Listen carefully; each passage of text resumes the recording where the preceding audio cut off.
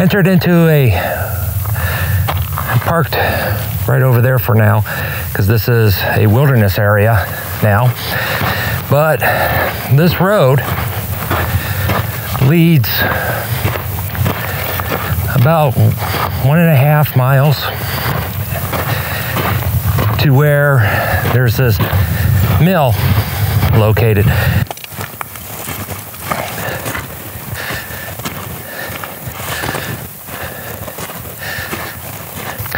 You can tell people haven't been walking on this trail. The only thing that's been on this trail are coyotes.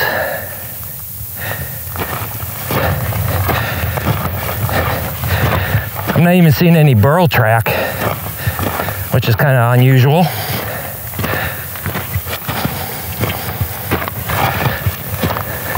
It doesn't look like it, but I'm actually still walking on the road. It's just becoming more and more difficult to locate. I know the direction I need to go. I'm just trying to walk on the road,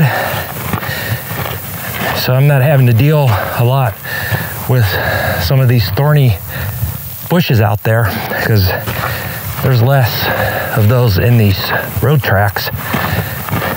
Again, not a single human footprint, just coyote, rabbit. Still no burro either.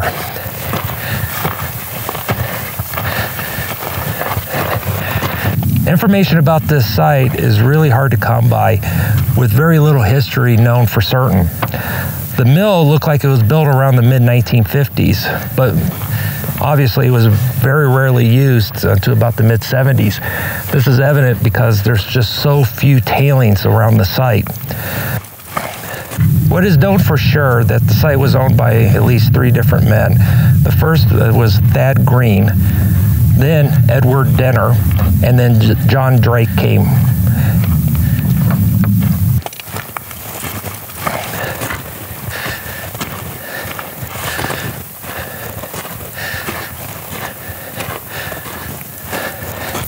So got up closer to the site, which is just around the corner. These tin cans, even though my research says that it's from the 50s, maybe the mill building is from the 50s, because this tin can is actually from the 30s.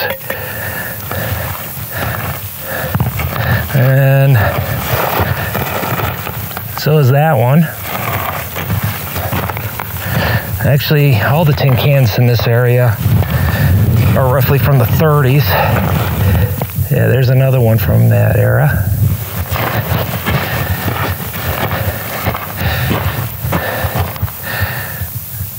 So there's a basic overview of it. Let's go check it out.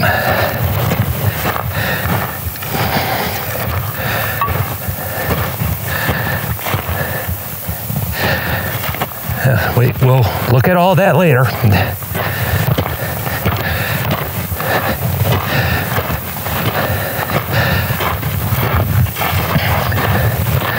Nice.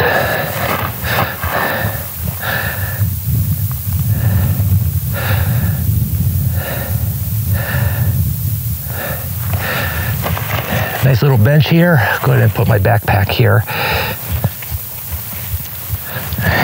If I can get my waist belt undone. There we go.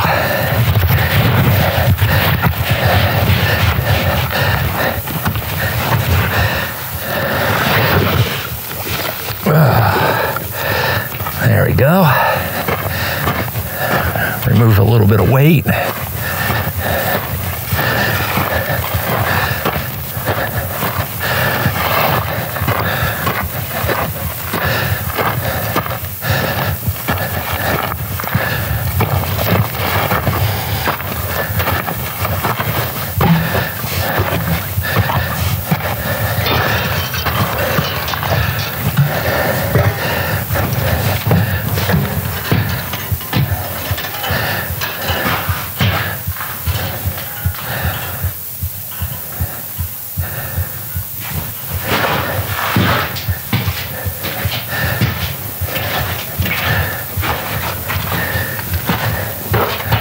Wow, they even had a bathtub up here.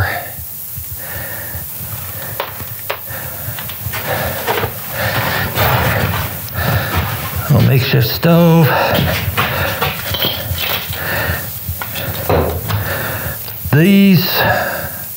That still has food in it. These are still filled with food.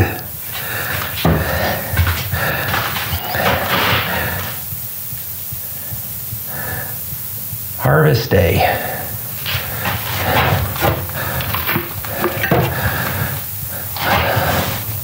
Deviled ham.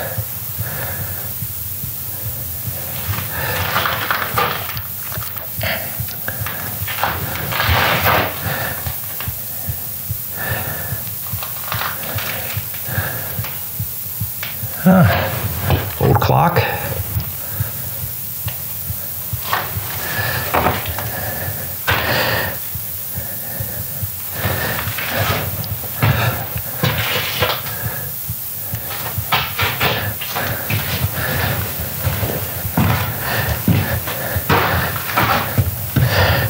All right, so I figure we'll head up to the water tanks.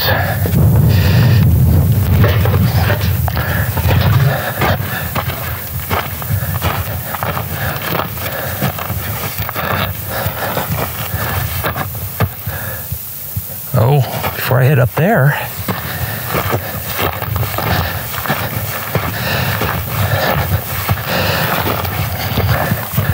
so old fridge.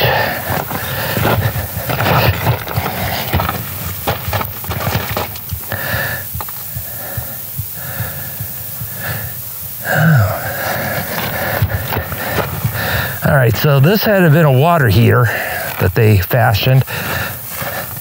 So that's the firebox. That's the tank.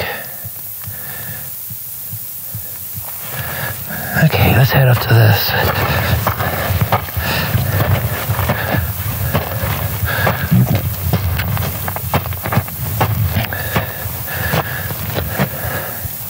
Do not roll, keep on bottom.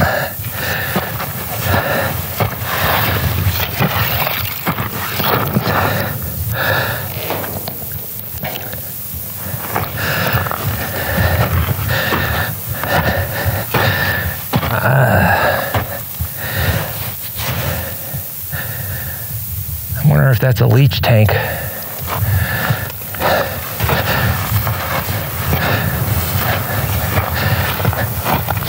That right there are remains of an old battery.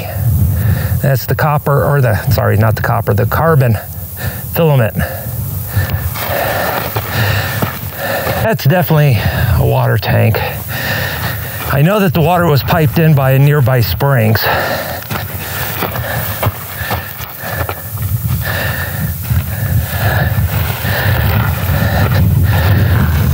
Looks like it's a screening machine. Yeah, it is. So this is after they crushed it. They screened it down a little bit more to see whatever passed through these little perforations was leached. Everything else was ran back through the crusher.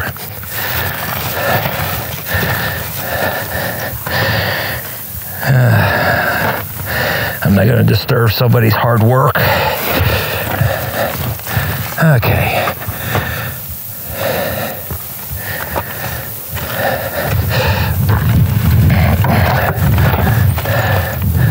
Okay, so the other one might have been a water tank. The only reason to write poison on this tank is if this was a leach tank, in which case that is a lot of leach.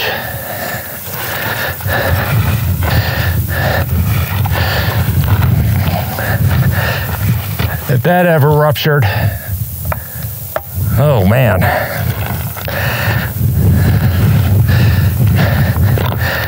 Probably most likely it's empty because they're not going to leave leaching material or leaching media around because it's expensive.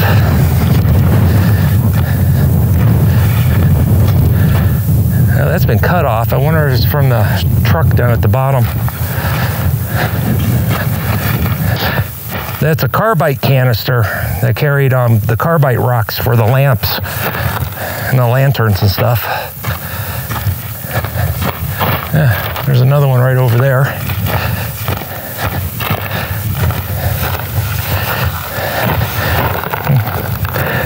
That connecting rod, transmission input shaft, or broken one. It looks like they cut it off, probably to make something else. Well, that's solid. So they took a drum, cut it in half.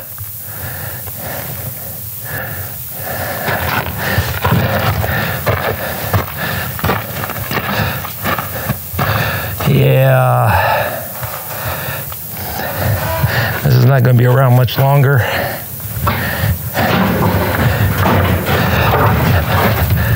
Skull and crossbones, Skidoo. So I wonder if this came from Skidoo. Most likely this mill was actually built to process gold from the local gold mines after the Jurgens mill closed down, just up the canyon a little ways. Look at those timbers.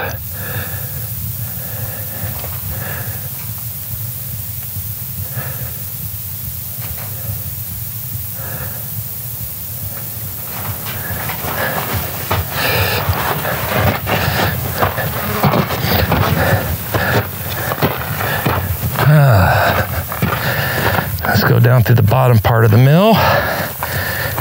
Take a look at those vehicles.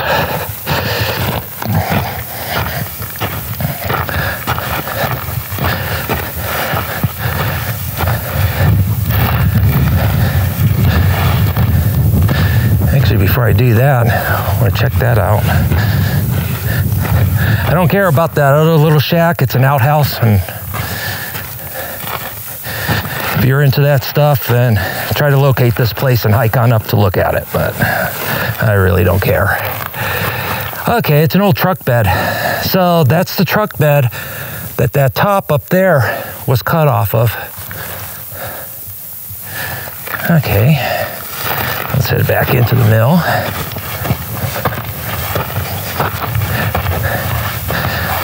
Okay, I see something interesting.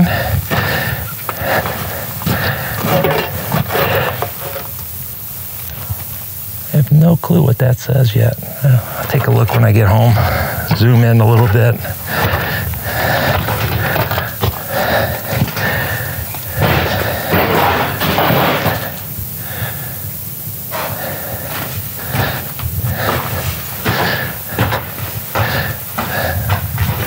So that was an equipment mount.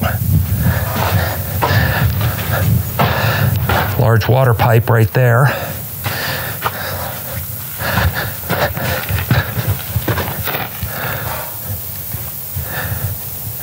Power box inside that little shed.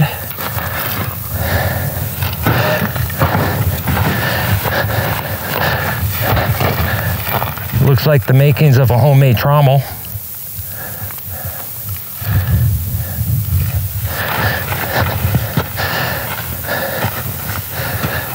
They had themselves a nice little setup here.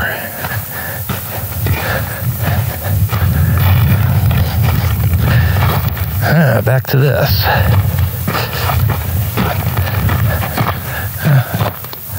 Another view of it.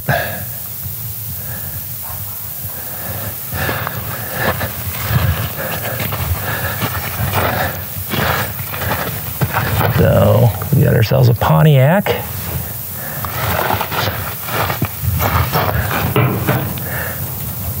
Look at the size of that engine, old flathead 8. You don't see those very often.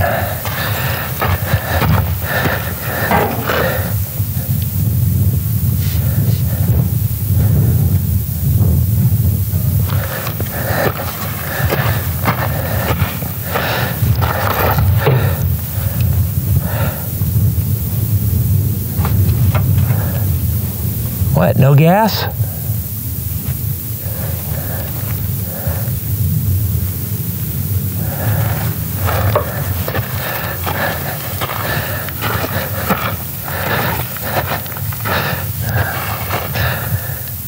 If this wasn't in Death Valley, I would love to take this home and restore it.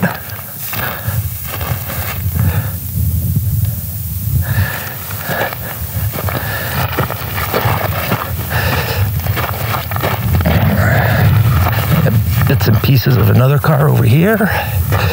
And here you got the floor pan. So this is a Chevy. Actually, I can't tell, maybe that's a truck. Oh, I guarantee it's probably front. No, don't guarantee it. So this truck, the front bonnet is over there.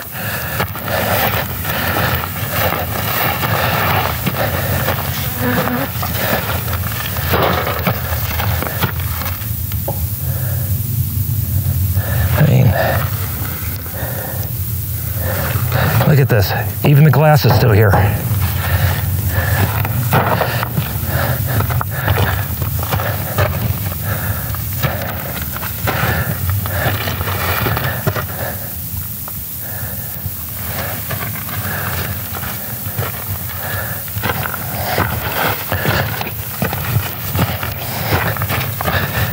Well, I want to thank you for joining me today in my little adventure. This happened to be a really neat site.